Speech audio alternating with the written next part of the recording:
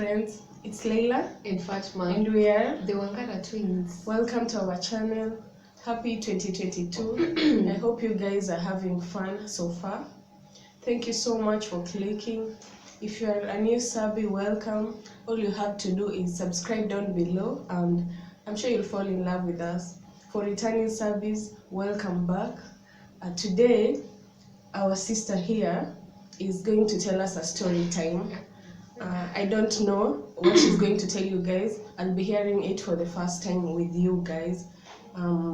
So please stay tuned and enjoy. So guys, I think we're going to have a series of story time, and it's going to include a lot of things, including dating, the streets, So kule kwenye streets, si kwa streets per se, but okay, I'm in the dating scene right now because I'm single, and I happened to have a very funny experience, and that's what I'm going to talk about leo. So last year this guy I met online, we were just exchanging pleasantries, doing small talks, nini. After some time, he asked for my number because apparently he was not an avid user of the the social media apps. So I was like, ni sawa, twende wapi? WhatsApp. So I gave him his number. He texted almost immediately. I remember it was on a Saturday evening. So can you introduce, of course, I'm so and so, you've given me my number, blah blah blah blah blah blah. And he was like, hey, Bedo Kwapi, can I buy you drinks? It was around 8 p.m. on a Saturday. And I told him, hey, Bedo, that's so random because I am a very organized person. Like, I'd appreciate if you tell me early in advance so that you can plan the date. Like I have a whole life ahead of me, I cannot just shtuka tu like na nimetoka nimeenda out of the blues. So it's like, I understand, ni sawa. What about kesho? What will you be doing? Si ni Saturday, kesho yake itakuwa on Sunday definitely. So it's like I'm not sure yet. I'm gonna confirm kesho in the morning, around mid-morning. It's like, perfect. He's the one who actually called that mid-morning to confirm if I'm available for a date later that day around 3 p.m. Just like, ni sawa. Since he lives along Gong Road, he suggested that you go hang out there at his local joint. So I was like, mi sina shida. So nilikuwa tu nimechill around actually 1 p.m. that day. Around 12, my brother calls randomly, yo, kwaje, are you in the house? Hey, I'm in your hood. Can I come for lunch? I'm with my friends. I was like, no problem. So kuje.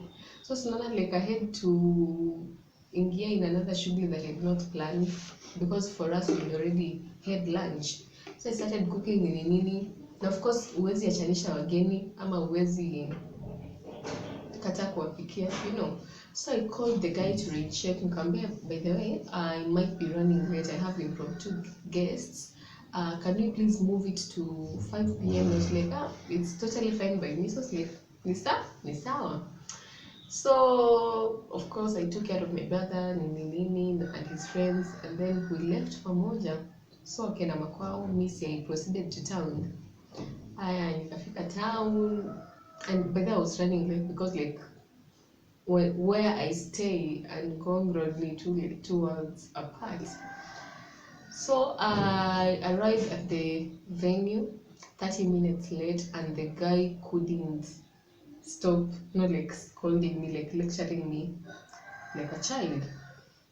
So I excused him. Like I also personally I hate kuwekwa sana. Like if we've agreed it's 3 p.m, can you 5 p.m, 5 p.m. So I understand, considering that nimerain check paka nikamwambia 5 p.m ndio itakuwa sawa, alafu still I've run late for like 30 minutes. I understood. So like for the first 30 minutes ni tu complain, nini, he works with the UN, I work with white and such thing never happens. to them, okay, when you're dealing with them. But you Africans, forgetting that he's an African, you Africans doing it. So I just excused him. It was like, can you please just let the bygones be bygones, alafu tuendelee sasa na date. It's like, ni sawa. But first impression, already I had like picked a vibe about him.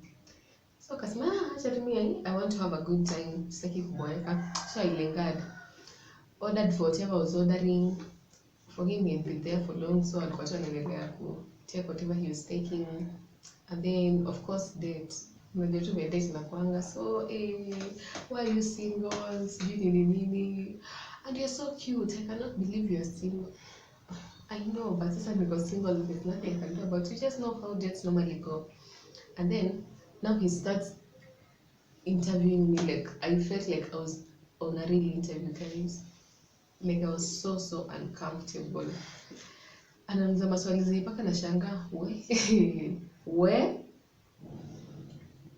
so of course nilikuwa tunampea masikio aongee, but at some point nikamwambia, but then you're making me so nervous, you're making me so uncomfortable, considering the fact that kwanza me I suffer from like extreme anxiety. Sasa maswali kaa hizo zinafanya tu like but then make I'm not comfortable, just excuse me, like unasikia kama like you're on a real interview setup.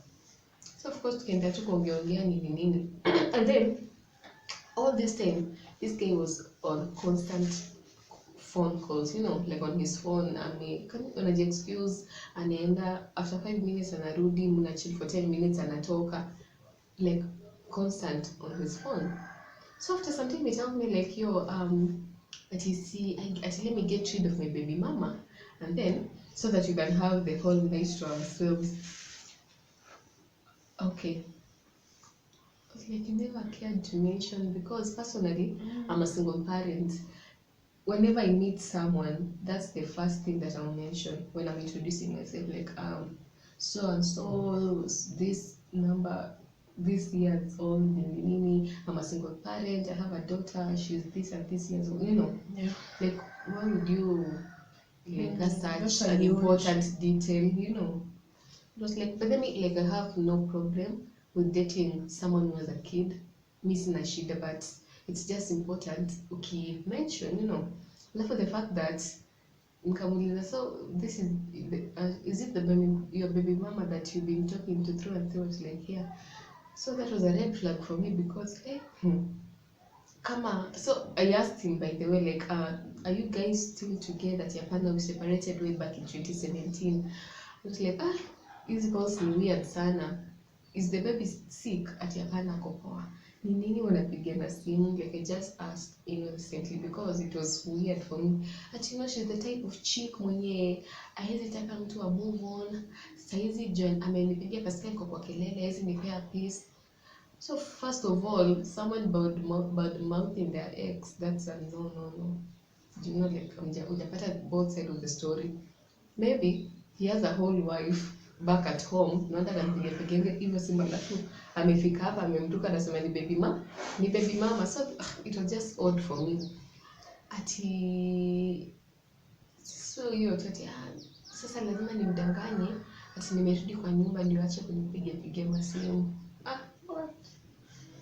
So I excused him, but of course I knew huyu mtu hakuna mahali tunapelekana. I'm just here for the good time. After hapa, he'll never see me again, like it got too weird. So I was like, me, nasikia kwenda home. Akaniambia, baby, before you went home, do you have a joint in mind along, as in near where you stay, along Thika Road? I was like, I have someone in mind that see we go huko kwanza before we went home. It's like, no problem. Tukangong Road, sisi yao, Thika Road. We went to a joint that I know. I've never been there before, but it was a nice place. So he ordered his drinks. I ordered a virgin mocktail. So tunaendelea tu na mastori nini, but then this guy starts getting a little bit like inappropriate. Amenisongelea sana. He wants to get touchy. I was so uncomfortable. So nikamwambia, but Not okay. Can you please just okay mali umekaa nike mali nimekaa tu tuongee, because you can imagine if you'd be allowing each and every person who you've gone on a date with kukuwa inappropriate na way, you know. Nikamwambia but then me I'm not comfortable, so nikamwambia nataka kwenda home, so she requested for my Uber home. So kambia naishia home ati mbona unaita Uber, si tunaenda na wewe. Tunaenda na wewe wapi? Ati si tunaenda kwako. Chill bro. Nilisema tunaenda kwa ngati hapana, so you're just going. Ati kwani why do you think I bothered myself coming all the way here? I was like, you're the one who asked, you're the one who suggested, bibi. Nikasema hey tuende. Nikamwambia did I hint that I want to take you home? Ati hapana, you didn't hint. Nikamwambia then what makes you think that I want to take you to my house? Nikamwambia but then me number one, mwanamume tu mwenye tu you want to go to a woman's place, you guys are not even dating, haumjui hata, that's a no. Kwani unalipa rent kwa hiyo nyumba? Ukienda uingie kwa hiyo nyumba alafu mwenye analipa rent aingie. You see, very awkward. Number two, mimi I'm a very principled woman. You can imagine kama ningekuwa naleta each and every guy that I've gone out on a date with, nimlete kwa nyumba, how many men would I have brought home by now? You get? Hundreds. Number three, I have a daughter. I'm bringing up a daughter. I don't want her to grow up in an environment where it's okay to bring a random person home, you know. Like, I don't raise her that way. I'm protecting her, you know.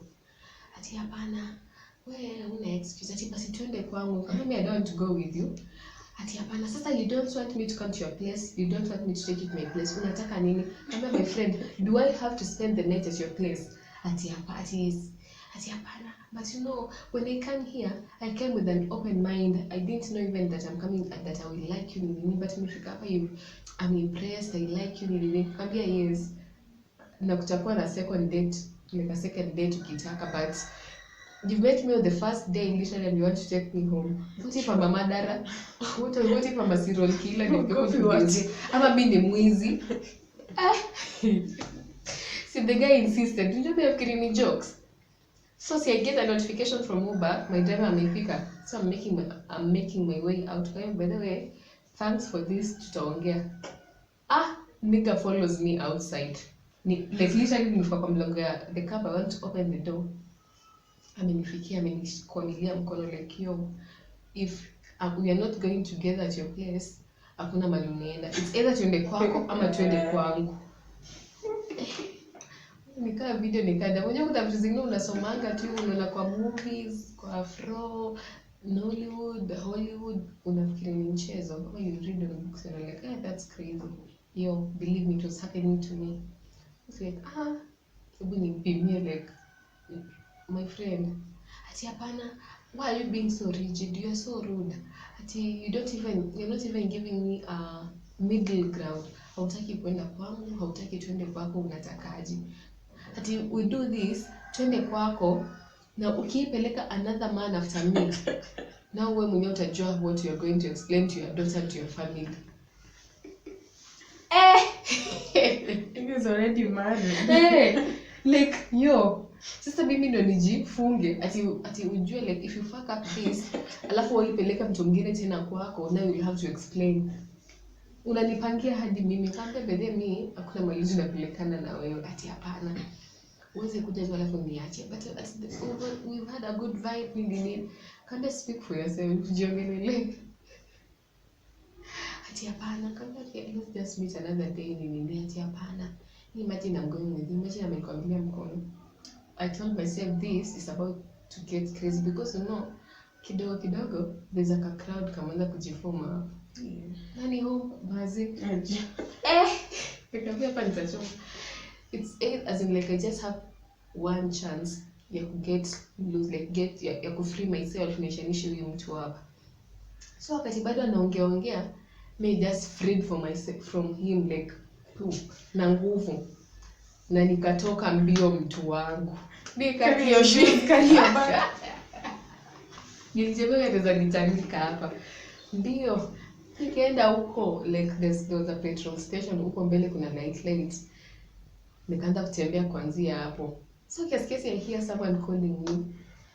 Sasa nikaangalia it's a familiar voice. Nikageuka nikaona it's a homie of mine. Atio nimekuona na kiasi umenidisappear tu.